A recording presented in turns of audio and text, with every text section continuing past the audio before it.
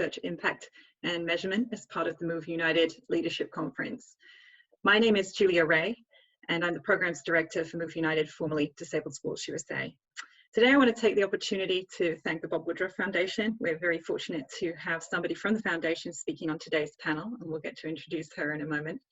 But they've been a great supporting organization, allowing us to bring you this virtual content all week. For anybody who's missed any previous sessions, recording and session resources can be found on the conference webpage where you registered, or sessions are also available through our YouTube channel. That is where, if you need closed captioning, you can enable that feature. Before turning the show over to our speakers today, I'd like to go over a few housekeeping items. All attendees are going to be on mute to minimize distractions. Please use the Q&A feature at the bottom of your screen to submit questions rather than the chat feature. However, feel free to use the chat feature to talk amongst yourselves, and just make sure you send your chat message to all panelists and attendees. So without further ado, I'd like to introduce our panelists today. And we're going to start with our partners at the University of Illinois. Move United has been working with the university for several months now, looking to improve the way that we measure the impact of our organization. And we're going to learn a little bit more about that during our presentation today. So Dr. Woolf, would you kick us off and go ahead and introduce yourself, please? Yes, good afternoon. My name is Dr. Jules Woolf. I am an assistant professor here at the University of Illinois at Urbana-Champaign. And I'm also the lab director of our Sport Plus Development Lab. Thank you. Dr. Peachy? Good afternoon. It's a pleasure to be with you today. I'm Dr. Jon Welty Peachy. I'm an associate professor at the University of Illinois, and do a lot of work in research on sport development, sport for development, and navigating partnerships with many types of organizations to conduct evaluations and research. So very good to be with you. And Dr. Harrell, last but not least. Hi, everyone. Good afternoon. I'm Dr. Meg Harrell. I'm the Chief Program Officer of the Bob Woodruff Foundation. I've been at the foundation for a few years. Preceding that, I served an appointment in the Pentagon for the prior administration. And prior to that, I had a long research career at the RAND Corporation studying military service members and military families and veterans. Thank you very much. So you're in really good hands today. Our first speaker, Meg Harrell, is going to speak to us a little bit about the need for impact measurement, why it's important, particularly as we're working with different funders and what they're looking for. So would you share some of your thoughts about that with us today? I'd be happy to. Thank you. So as I said, I'm at the Bob Woodruff Foundation. For those of you for whom that name sounds vaguely familiar, Bob Woodruff was at that time the newly named ABC nightly news anchor. He was deployed in Iraq, embedded with U.S. Army forces in January of 2011, when the armored vehicle that he was riding in hit an IED, and Bob was horrendously wounded. It was touch and go. He was in a coma for a little bit over a month.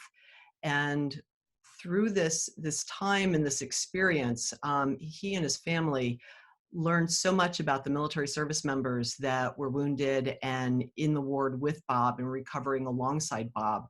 And they made a commitment that if Bob emerged from this, that they would use their experience to do good for those service members that probably didn't have the same resources that Bob did as an ABC Disney employee as he was recovering and recuperating. Bob is doing beautifully. In fact, he was back with ABC within the year, which was amazing, and continues to work now. And so the legacy that they've created from their experience is the Bob Woodruff Foundation. And we grant to organizations, nonprofits that serve the military veteran population. We have a focus explicitly on the post 9/11 veterans. And my team of grant officers is responsible specifically for the grant making. We're not a huge foundation. We'll make about $6 million of grants this year. So there are foundations that are much larger than that, but we are the only foundation that is explicitly focused on the military and specifically the post 9/11 population. So what I've been asked to do today is to give you a quick look behind the curtain of a grant maker's process to provide you with a funding motivated perspective on why research impact and measures are important. In context, we're just about to announce our spring grants at the foundation. These are grants from applications that we received in January. But even as we were going through the process of evaluating and approving these grants, we also opened an expedited grant cycle to respond to the COVID-19 crisis that we see around us in our community. So I'm going to provide some numbers from that recent expedited grant cycle, and we'll be announcing those grants in a few more weeks soon after our spring grants that took 6 months to process. So just to give you an idea of what we're looking at in grant making, we received 418 applications in the 2 weeks that we were open for an expedited cycle. And those 418 applications requested a total of $35 million. So we have since eliminated 228 of them, I think, for due diligence and for eligibility issues. But that leaves me and my team with about 190 organizations to evaluate, almost half of that original pot of applications. And that means that we're going to have some really hard decisions to allocate what will probably be about $4 million in this cycle amongst requests of about $17 million. So as an organization, what we turn to is the evidence and the data and the outcomes. We're very empirically oriented. So we expect organizations in these applications to demonstrate the effectiveness of their programs. We're looking for applications that explain how many veterans you're helping, in what ways, and to what extent. And part of that is having a good logic model. But when I say logic model, a lot of people's eyes get blurry. I'm not talking about a fancy PowerPoint slide. I'm just talking about a logical explanation of the need that you're addressing, supported by data, the evidence base for your activity, and that may be research that somebody else has done to show that this basic activity is effective. I'm looking for organizations to describe what they do clearly, and then talk about both their outputs and their outcomes, with outputs being those things that are easily countable, like the number of people you touch or sessions you hold or things you hand out. You know, outcomes are the harder part. That's what you measure. And it's really how you know that you're having an impact on individual lives. So, for example, with Move United and affiliated organizations, you know, we know that there's an evidence base for physical, psychological, and social benefits of adaptive sports. So what I'm looking for is how are organizations framing the program and measuring those outcomes, if that's the evidence base that they're using. And I'm looking for measures that relate to the need that you talk about. So if you tell me that you're addressing physical fitness, I don't want to get to the end of an application and then see that you're measuring for things like depression rather than physical fitness. I do see a lot of applications that use satisfaction as an outcome. I personally, you know, I like a lot of things, including ice cream, that aren't good for me, that don't produce positive outcomes, even though my satisfaction level is really high. So I view satisfaction as a pretty low bar of measurement. But, you know, back to the applications on my desk, if I look at those, and when I look at the organizations that, you know, quite honestly, even at this point, we realize we're likely to decline, a lot of them are doing really nice things. But in this environment, nice things are simply not enough. I like nice things. And when I'm, you know, donating my own money, I may make small donations to something that's nice, that tugs my heartstrings. And nice may serve organizations well if you're primarily seeking individual donations. But in the professional grant making world, professional grant making is a little bit different, because I'm viewing this as a business perspective. And the grants I make are investments. And the return on investment to my employer is the impact. So said another way, my mission is not to give away money. My mission is to ensure that the post 9/11 population thrives after the military service. And the way I demonstrate how my investments accomplish that is by looking at the outcomes of my grantees. So I'm only granting to organizations that can produce the outcomes and quantify their impact. And that's why, you know, research and outcomes are important for funding and important for your organizations, because they help you be more than nice. They help you demonstrate that you're actually impactful and that you're producing a return on investment for your efforts and for your funders. And I think I'm going to stop there, Julia. No, that's great. And I'm sure you're going to get quite a few questions about that in a moment. And many people on the call might be saying to themselves, okay, well, how do we do that? So we're going to talk about that a little bit and have Jules and Jon from the University of Illinois talk a little bit about how to formulate questions that get to the meat of these outcomes. And how do you really measure your impact? So I'm going to turn things over to them so they can talk a little bit about question design for us and help us in that way. Yeah, so it's sort of a truism that when we think about data, you know, your data is only going to be as good as the data that you collect. And the quality of your data, in part, that's going to be determined by the quality of your question. So if you ask a question that is poorly or badly worded, you're going to get bad data, and therefore you're going to start to draw conclusions from your data that might not only just be erroneous, but could actually harm your organization. So we want to make sure that when we're designing research questions or surveys, that we have good questions that are interpreted the same way and mean the same thing to everyone. And that's important because if every respondent in our survey interprets the question the same way, then any differences in responses, well, we can attribute those differences to differences between the respondents and their experiences. So what are some of the common mistakes people make when they're writing surveys, whether it's for research or for practice? Well, first, you need to know or make sure you know what it is you're measuring. Now, that might seem an odd statement to make, but we make assumptions all the time about what we're measuring. So if we think about physical constructs, we have a really good definition of what those are, things like height and weight, and we have measures for those: inches, feet, you know, kilograms, pounds, stones, if you're in England. But oftentimes in our research, we're measuring psychological constructs. And so those things aren't really tangible, so we have to make sure we have a really clear definition of what those are. So for example, if you want to say, what's the impact of my program? Well, you know, what you mean by impact? When we go back to the example of satisfaction, you ask the question, how satisfied are you with our program?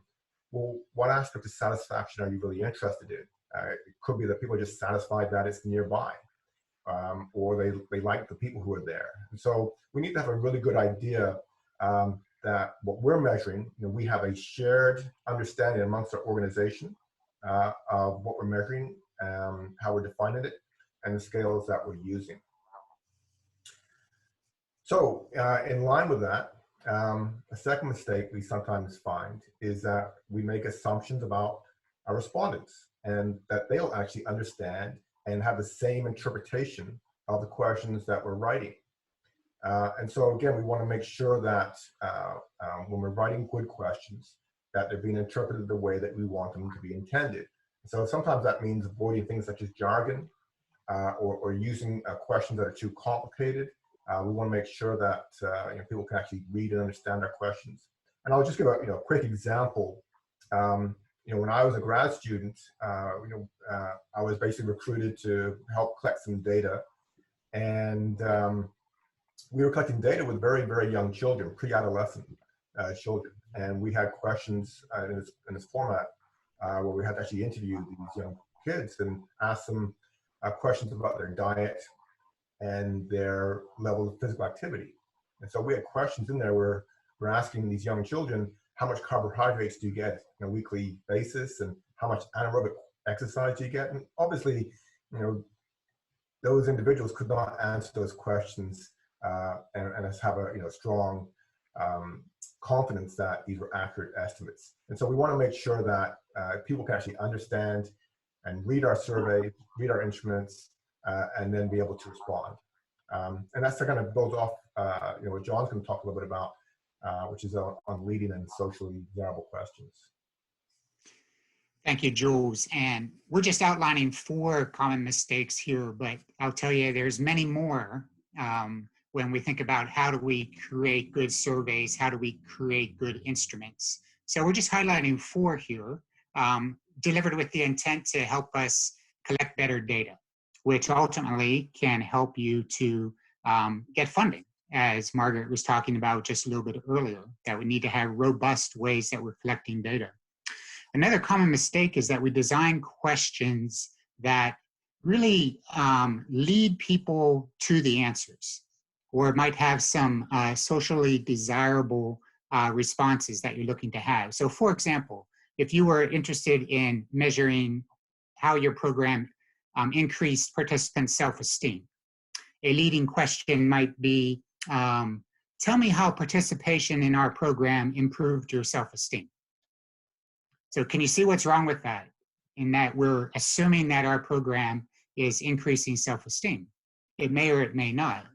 So a better way to frame that might be to say something like, to what extent, if at all, did participation in this program increase your self-esteem? So we're not trying not to design that question that might lead someone to the answer. Related to that is social desirable questions, which essentially that participants taking your survey answer the way that they think that you want them to answer it. Because maybe they're participants in your program, they want your approval, they want to enhance what you're doing, so they don't say things honestly. Even if something didn't improve for them, they might say that it did because of this socially desirable bias. So how do we combat that? It's a little tricky. One way is that you have anonymous surveys so that names are not associated with that, and that can be one way to strip that away. Another way is to disguise the purpose of the survey a bit, disguise what you're really trying to get at so that they don't know that so much, but it's a tricky one to overcome. And the last common mistake is the use of double-barrel questions. And what this means simply is you're asking more than one thing in a question item. So for instance, you might have a question in your survey that said, did this program increase your self-esteem and leadership abilities? So that would be a double-barrel question because you asked about 2 things. You asked about self-esteem and you asked about leadership abilities. So when somebody's answering that, how do we know which one they're answering for? So those would be some common mistakes. So when we think about designing questions and measuring impact, we have to be sure that first we know what we want to measure. We've defined those constructs, we've defined those outcomes that we want to measure. We have to be sure that people taking our survey know what they're answering, that they know the definitions for things, they're not confused by the questions, they're not confused by the order of questions, they're not confused by the presentation of the questionnaire, it's not too long. All of those things can, if we don't do it right, produce bad data. And if we have bad data, then that could lead to program design that is incorrect, right? And then lead to diminished outcomes. So next I want to talk a little bit about research partnership formation. And that's on the last slide. And this is really important. And one way to think about how do we get funding, or how would we go to an organization or a foundation such as the Bob Woodruff Foundation and be able to get funding for what we do. Maybe you don't have the in-house capacity to conduct research, and that can be very true for smaller organizations. So can you form a partnership, say with an academic institution, with researchers that have that expertise, such as Jules is going to talk about with regards to what we're doing with Move United, that can bring to bear and help you to design a strong, robust evaluation program. So I want to talk just a little bit about a few tips for doing this, beginning with where do we start and how do we go about that, and then talking a bit about some common misconceptions and some challenges. So the first thing to think about is to develop an RFP, or develop a request for proposals. Be specific as to what you need. What are you looking for? What do you want to measure? What do you want researchers to help you with? And there's a lot of benefits to this. You know, bringing in researchers, academics who have that knowledge about everything we just talked about. Good question design, how do we conduct robust research? How do we handle issues of validity and reliability, and all these things that make for a really strong study. If you don't have that knowledge in-house, then we can go and we can partner and bring that in, which can be really, really effective for your organization. But spell that all out in an RFP. You've answered those from grant-making organizations, so you develop one for yourself. What are you looking for? You know, Move United did that, you know, with this current project. What are you looking for? What do you want to measure? What do you anticipate to be your outcomes? What are your timelines? What are the deliverables that you're hoping to achieve through this project? So create that, you know, sort of as a first step for yourselves. Another thing then is, if you're thinking about approaching academic researchers and an institution of higher education, understand their motives, or academics' motives. So certainly they want to help you, but they also have other motives as well, which is that they need to publish. They need to produce peer-reviewed articles and studies that are strong, that are robust, that are rigorous, and that they will then publish that and publish those studies in peer-reviewed academic journals. Reason being is that's the tenure process. So that's the bottom line, really, is they're going to be looking for ways that they can publish off of what they do for you. And so that means that they may wish to add things into a study. They may look at your RFP and talk with you and say, this looks great, but in order for us to be able to publish, we're going to have to do this and this and this. And so you really have to have some flexibility, you know, as you're thinking about when you talk with researchers and academics, that they have a lot of knowledge. They know the literature, they know the theories, they know how things work, or they're trying to figure that out. So I'd say listen to them, dialogue with them, see what they can bring to bear to help you really think about things that you might not have thought about before when you're putting together your RFP. So we've done all of that. Also good to understand that researchers also have a funding motive, in that one of the aspects for tenure that we have to show is that we have been successful in achieving funding ourselves, as Margaret knows. So how do we do that? Well, we partner with organizations and help them to do evaluations, but if those organizations are able to help provide funding for our time, for our work, that's all the better. Now, certainly we're very amenable to doing pro bono work to begin, but over time, most researchers at an institution of higher education are going to be looking for some type of funding in order for them to sustain that work. So that's something to think about when you design an RFP, when you think about going to partner with researchers at a higher education institution, is that they may bring up that question about funding. And maybe it's just a little bit that you could provide, but anything like that is going to help them satisfying their motives for engaging in research with you as well. And then finally, in the top part is just think about, where do you go? Where would you take your RFP? Well, one of the things you can do is just think about the universities, the colleges in your area. They'll all have an office of research at the university level or the college level. That's a great place to send your RFP, and then they can disseminate it to various units and departments. Look for departments of physical sciences, kinesiology, sports management. Review the CVs, the research profiles of different faculty that you see, and contact faculty directly. Send it to department heads. Kind of be far-reaching in that as you distribute that RFP. And guaranteed you'll have results. That's how we connected with Move United, is we responded to an RFP that they have put out. So guaranteed you'll get results if you do that. What are some common misconceptions? So I'd like to talk about just a couple of things here, and then we'll move on from there, and Jules will take over. One misconception is that evaluation is complicated or research is complicated. It's really not. No, the best research sometimes is simple.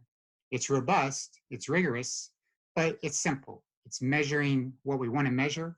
It's measuring the outcomes we want to measure. It's designed well. It's easily understandable. Okay, it's not couched in all this academic jargon. So be sure as you're talking with researchers that they talk in a language that you can understand, that they are approachable, that they're willing to work with you, that they are coming outside of that academic jargon, you know, to be able to talk in lay language and language that everybody's going to understand, and really make it so that it's rigorous but not complicated. Now, because ultimately we would want this to be something that you could potentially take on, right, and be able to continue to do this evaluation year-round on your own, you know, without having to have an academic partner. And so we have that sustainability going on. We've built that capability. One of the challenges to think about is timing, time constraints. So if you came to academics and said, hey, we want to do this great study, would you evaluate our program, and we want to start in 2 weeks? Probably not going to be possible, because it's going to take a little while, because researchers have, there's a lot of steps that have to be taken. There's ethics approvals. If we're starting from base 1 and you need a survey designed, we just don't sit down in a room and create a survey. It has to be researched and built from the literature and pilot tested and vetted and evaluated. And there's a whole process that goes into creating an instrument that's going to measure the outcomes that you really want to measure. So you have to be, I think, aware of the timing. It's going to take a little longer than perhaps you anticipated, but ultimately that's going to result in a better product. And then lastly, in terms of a challenge, is appropriate deliverables. Be sure in your RFP you spell out what you want delivered to you if you partner with academics. What type of report do you want? Now, I mentioned that they're going to want to be publishing in academic journals, which is fine, but what should they provide to you? When should they provide it? How should they provide it? Who's the audience going to be for it? And be sure that they can do that in your conversations with them. Can they talk in that language? You know, can they bring the research into language that's really going to be accessible, that's going to be understandable, that is going to speak to the constituents that you need it to speak to, and it's just not talking to other academics. So be sure that those deliverables are appropriate for the needs that you have. I'm going to pass it over to Jules now to talk a little bit about the current partnership that we have with Move United. Thanks, John. So when John and I were approached by then Disabled Sports USA, now Move United, that they had a lot of questions. They had a lot of ideas, a lot of things that they wanted answered. And so the process that we used was kind of going back and forth, discussing with Julia and her team, you know, to sort of get a priority of, you know, what were some of the things that were more important to Disabled Sports USA, Move United, than others. And so what we ended up coming down to is one was looking at a survey that would be used to evaluate programs, sort of an upgrade from what they currently use. And then the second thing that we decided to look at, based off of shared interests, was look at veterans. And so the process that I take as a researcher is, first off, I'm going to go back and I'm going to look at the literature. You know, what do we currently know? And as I'm doing that, I'm also looking for what don't we know, and also what might we have missed. And so what came out of that was we discovered that there are lots of programs out there for military veterans who have a disability. And there's lots of recommendations about how these programs, what they should have.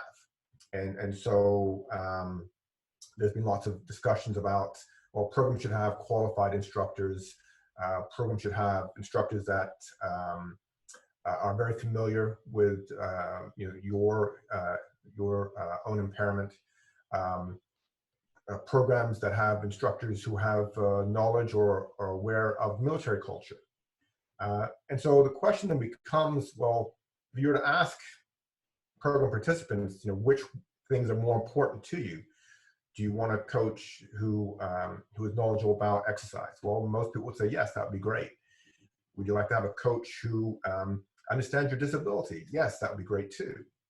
Would you like to have a coach who gets military culture? Yes. And so you end up having a situation where when you start to ask people what would they like, you run the risk of people saying, well, I like everything. I want all these things that you're mentioning for your program. And so what we are attempting to do is design a study where we actually force respondents to make a choice, make a preference. And so we want to look at different types of program components to understand what preferences veterans have for program design. And so one aspect there is, of course, is coaches. What's more important to you? Do you want to have a coach who has expertise in physiology or exercise, expertise in the military, expertise with disability? Which is more important to you? Likewise, when we look back to history, some of the programs that have come out initially have had this, fairly competitive focus. Now, if you go back to, the origins of the veterans and disabled sports movement in World War II, and Gutman, he basically argued that sport could have three outcomes, three beneficial outcomes for wounded soldiers, and one was obviously rehabilitation, help with their physical condition. The second was psychological well-being, and a third, which is oftentimes gets ignored, and this is one of the reasons why I say when I look back, I ask what's been missing, is this idea of social reintegration with society, particularly if those programs are include non-disabled peers. And so we want to start to ask questions about who should be participating in these programs.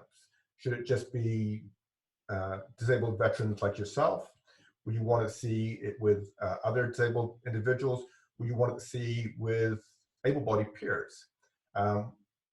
Perhaps programs with your family members can participate as well, because research has shown that that also helps and benefits people who are recovering from injury to have their family members involved as well.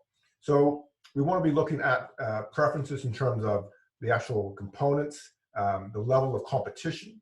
Again, we make an assumption sometimes that sport is all about winning and being really competitive. And well, sometimes, people want to play sports for fun. They just want to enjoy themselves, socialize with people.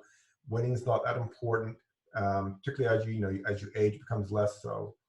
And so the actual overall idea behind our study is to start to identify different preferences that veterans may have in terms of program design. And then in addition to that, start to see whether there's different segments within the veteran community. So we're making two statements here. One, we're assuming that sport is not an independent variable. All sport programs aren't equal. There might be different variations of sport programs. And likewise, veterans are not a homogeneous group. They have differences within that. And so are there different segments or different groupings of veterans based off of certain variables, such as perhaps their motivations for participating in the sport, perhaps their age, perhaps their experience in the military? Are there different groups that are attracted to different types of programming? So the ultimate goal of this type of research study is to be able to then go back to Move United, can go back to the chapters and say, these are the different programs that are attractive, that could be beneficial for veterans, and these are the type of veterans who would be attracted to those programs. And so that's the sort of basis for that study. The other aspect that we're doing with Move United is to retool their current survey. And so the process we've used for that is, going back to what Jon said earlier, we want something that's sustainable.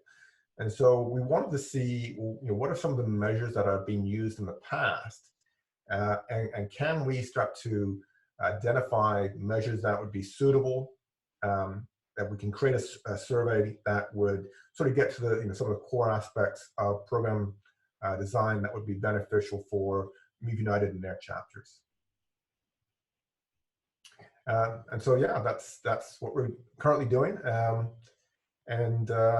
As Jon mentioned, it is a process, so it takes some time to kind of get things going. But what's really key from our perspective is we want to do good research, and so that requires that we get deep into the literature, understand what's being done in the past, what are the certain questions that are currently out there, what might have been missed, and then designing a research project or questionnaire that has good questions that can ensure that the data that we're getting can provide some good feedback or good recommendations for our partners in Move United. Thank you to Jon and Jules for that overview of our partnership. It's been really interesting as we move as an organization beyond. We have a lot of terrific outputs in our programming and have done throughout our lifespan of our organization, provided thousands upon thousands of days in sports and experience, but it's really identifying the outcomes of that are going to really demonstrate why what we do is important. And we see that every day, of course, but this is really going to actually demonstrate it to a broader audience and to the public and to our funders. So I want to thank them for getting involved and helping us shape that.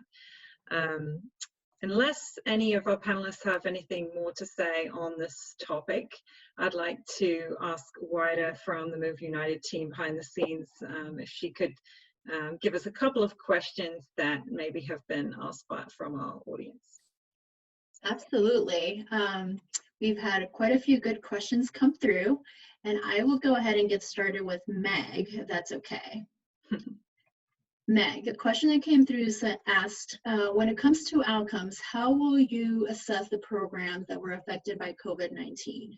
If they go to reapply for the grant, will this be taken into account? Yeah, that's a obviously very timely question. I see it really having a couple aspects to that. One is, I have many current grantees. I'm a proud funder of Move United and also of many other organizations out there right now that are making very tough decisions about how to serve the population that their mission to serve, but still how to keep their participants and their teams and their families safe. So I urge all of you to use the same strategy that I ask from all my grantees, which is just like no surprises, no surprises, no surprises. Like, be in touch with your funders. Let them know what you're doing and what you've had to shift on and what you've had to delay on. I guarantee you your funders will work with you. Like, they want the same thing you do. They want you to perform well with the investment that funders made. So that's one half of it. The other half, of course, is as we look to future applicants, and I think this is really a lot of what your question was geared to, how will I take into consideration the fact that their outcomes may be reduced this year if they have rolled back in, prioritizing safety and concern out of, of the people they serve. I think we're just going to all have to take a look at that as we learn more about what the pandemic means for service provision. And I'd like to think that my team and I will be, reasonable and understanding, as will other funders, as we look at what this has meant to organizations. Thanks, Meg. And I think, the foundation has just been such a great partner with that as well. Of course, things happen. Even before COVID, you might not get the weather you needed for an activity, or people drop out of an event or program for unforeseen circumstances. And I think just that communication message that you said about no surprises is just so important. Everyone wants, we have a collective interest in being successful as partners. And so if things don't work out, just communicate those frequently as they happen, not just as about you were due to report. And that way we can kind of resolve together. And often if you look at the foundation's objectives and what they wanted to do, we've always found partners who are very open to altering and adjusting as you go along, as long as they're meeting those desired outcomes and goals of the foundation in the same way ultimately. So thank you. Great, thank you, Meg and Julia. I'm going to direct a couple questions actually to Jon and Jules at this time. And there's been a few questions asking about qualitative versus quantitative questions, and what is appropriate to ask and when is it appropriate to ask, or is there a balance or a mix that you can do in terms of designing the questions?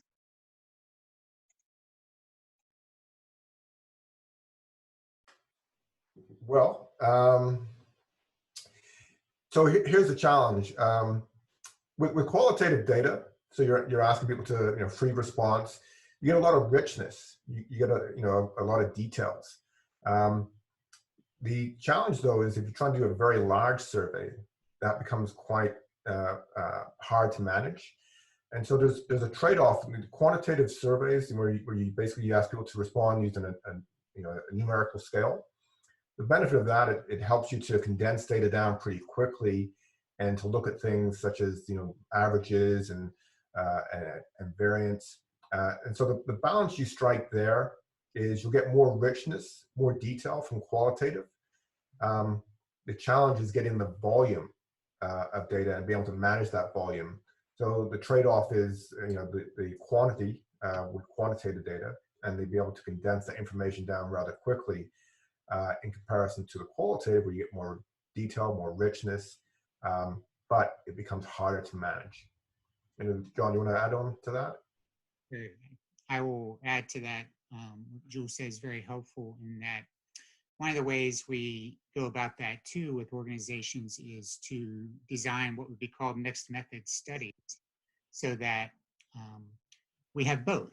And so that there would be, say, a survey or a questionnaire that is gathering quantitative data for analysis in a statistical software package, let's say. Coupled with that, we say, we really want to talk to people too. We want to gather some really rich data to help figure out why.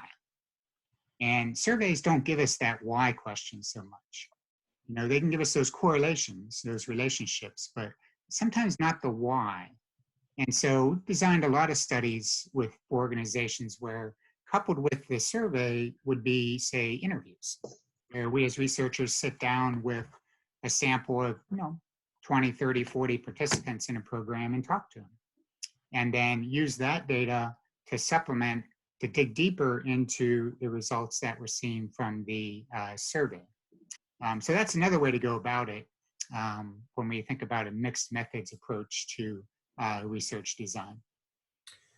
Yeah, I'll just add on a little bit there. If you're thinking about, if the question is from, you want to survey your own program participants, it might be quite feasible to, have a mixed approach where you use quantitative and qualitative questions, particularly if your sample size can be relatively small. So you maybe have 50 people, 100 people.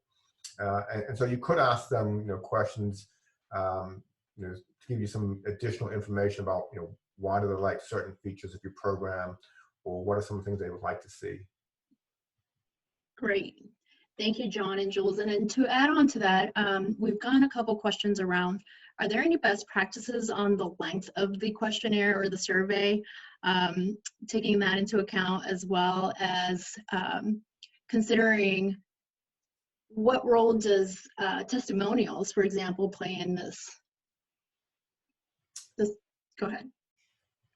Well, in terms of length, yeah, one of the challenges you face as the survey gets longer, respondents get tired. And so that can result into two things. Either one, they give up and they stop answering your question, or two, they stop reading the question very closely and they just try and get to the survey as quickly as possible. And again, that gives you, bad data. As I said before, you get bad data, it's going to inform decisions that could end up, hurting you.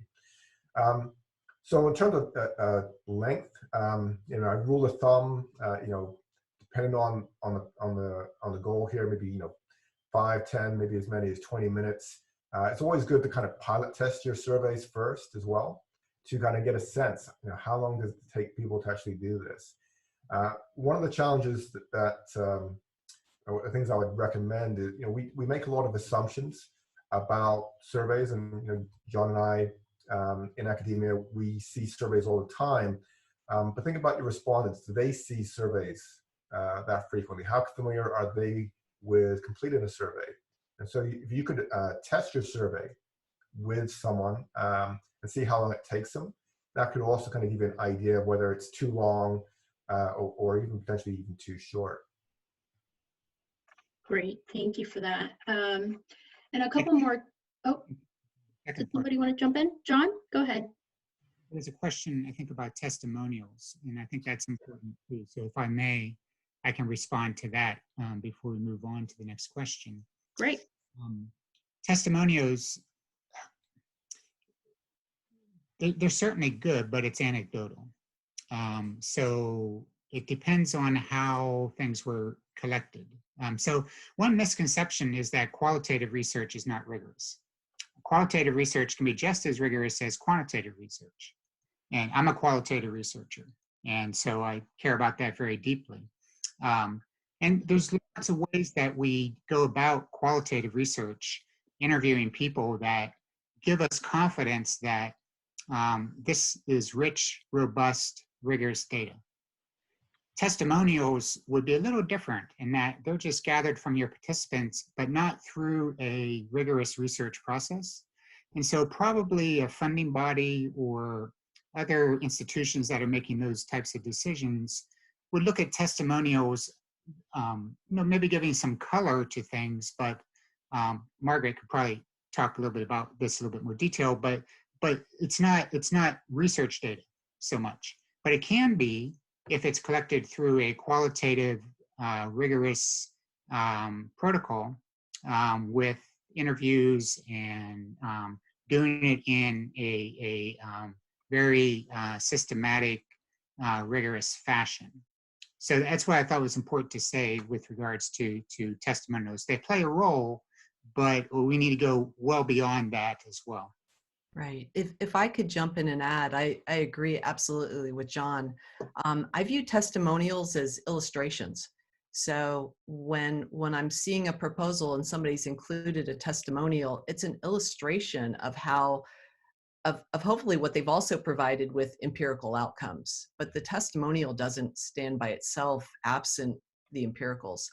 I also just thought I'd add, regarding the survey length, it's worth considering the service or the program that you're providing to that individual. So if, for example, I'm funding something that is going to pick a relatively small number of people, fly them across the country and have an in-depth engagement for a week, or I'm going to fund them as a fellow for a year, I expect that they might be willing to commit to a larger portion of data collection than somebody that's going to engage in something that's going to take an hour on their Saturday.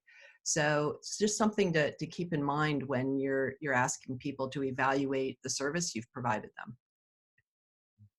Meg and John and Jules, those are all great points, and I appreciate that feedback.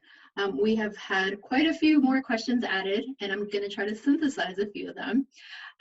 As we're thinking about surveying, how have you found, or do you have any thoughts you'd like to share on how you increase response to surveys, and whether it's surveying athletes and volunteers, and how do you also take into account disabilities, like cognitive disabilities, when you're surveying?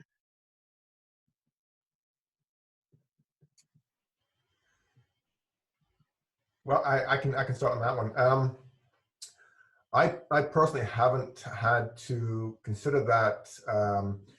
I sometimes do surveys with children, and so in that regards, what I generally try and do is if I'm surveying or asking children to complete a survey, I'll try and pilot test it first with children who are several years younger, and with the assumption that if these are children who are even younger than who will actually be doing the survey, their reading comprehension will be lower. And so that's one way I try and address that issue.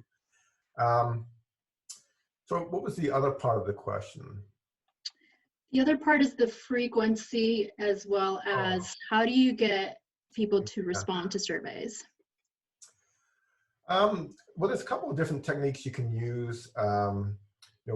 One is using reminders, and with those reminders, providing some information about how other people have responded, the number of other people have responded, and so if you've had an initial survey out and quite a few people have already responded, you can kind of input information as a reminder and say, hey, other people have completed the survey. We'd really like you to complete it as well. That sometimes can be a good nudge to incentivize people to also comply with the survey. You can also try and do incentives. So I think you have to be careful with the use of incentives, because then you may have people who are doing it just for the incentive. Hopefully, the people you are surveying, they have a stake in this as well. And so that they're going to want to voice their opinion and give some input, because ultimately it's going to affect them too.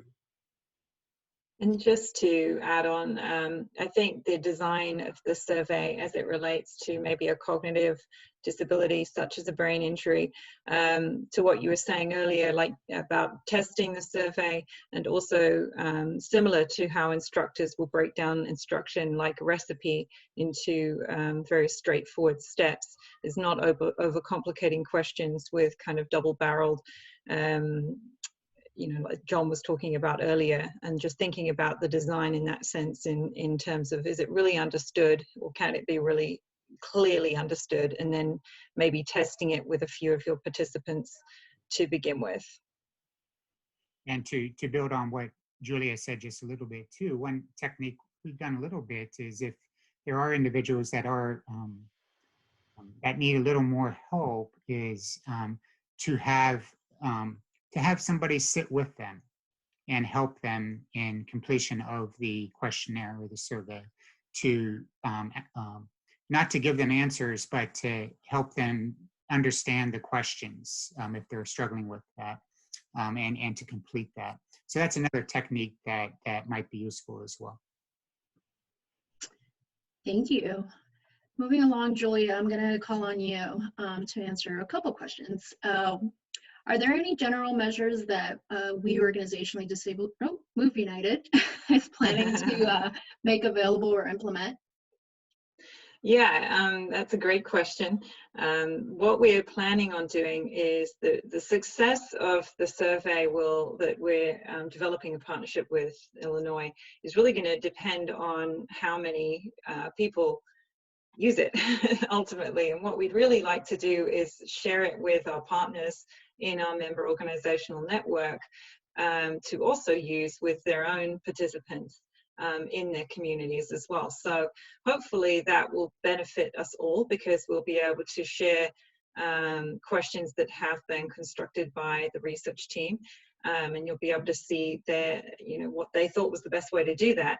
And then hopefully we can compile data on a much bigger scale, and then share that information with the network to benefit us all as well, and show more globally what impact we have. And then as well as locally, give you the data broken down locally as well. So as we work that through, we'll be certainly providing updates. We do have a physical activity survey in play right now, and that's something we've been sharing fairly widely with our member organization network. We have some BRFSS style questions that we've already incorporated, so we're kind of in a place where we're just working with the team to find out if we're really asking them in the right way, kind of what they were speaking about earlier with question design isn't really being effective. So we're looking forward to getting some feedback soon on that we'll share out with our network. you, Julia. And I've been warned that we have 5 minutes, so we'll try to get it through as many questions as possible.